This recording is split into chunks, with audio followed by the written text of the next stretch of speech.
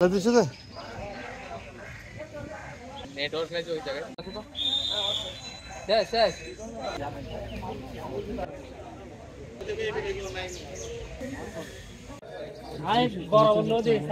এই যে রাঙ্গামাটি জেলার কাউখালী থানাধীন বেতবুনি এলাকার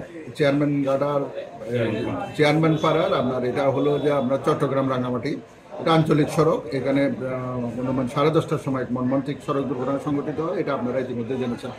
এটা আসলে খুব হৃদয় বিদারক একটা ঘটনা। আমরা এর মধ্যে জানতে পেরেছি সিএনজির সাথে এটা আপনার এই যে মিনি পিক আপের মুখোমুখি সংঘর্ষ হয়, তাতে সিএনজিতে থাকা সিএনজির ড্রাইভার সহ মোট 5 জনের মৃত্যুবরণ হয়েছে। এর মধ্যে আমরা 5 জনের মৃত্যুর খবরটা নিশ্চিত হয়েছি। এর মধ্যে 2টা ডেড বডি এর মধ্যে রাউজান থানাধীন 2টা বেসরকারি ক্লিনিকে আছে, আর 3টা ডেড বডি এর মধ্যে আমাদের হেফাজতে আছে। আমরা পরবর্তী প্রয়োজনীয় আইনানুগ ব্যবস্থা নিচ্ছি এই ডেড বডি সংক্রান্তে।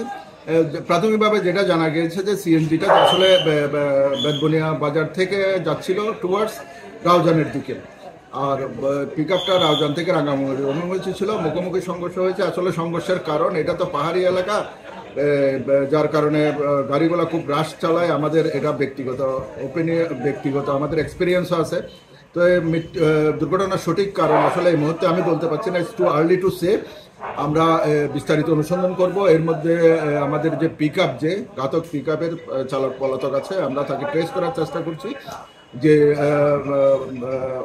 যাত্রীগুলো মারা গিয়েছে, যে তাদের সুরতহাল সহ তাদের পোস্টমর্টমের প্রয়োজনীয় ব্যবস্থা গ্রহণ করা হচ্ছে।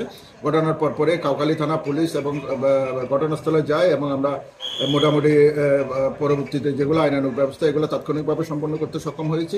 এখন আমাদের মামলার প্রক্রিয়াটা মামলার রুজুর ব্যাপারটা প্রক্রিয়াধীন আছে। আমরা অতি সত্ত্বর আশা করছি ঘাতক ড্রাইভারকে আমরা গ্রেপ্তার করতে সক্ষম হব। বান্ডেল থাকলে প্রতি সেনমানিতে টাকা বাঁচবে। বিকাশ সেনমানি বান্ডেল কিনে জিতুন প্রতি লেনদেনে।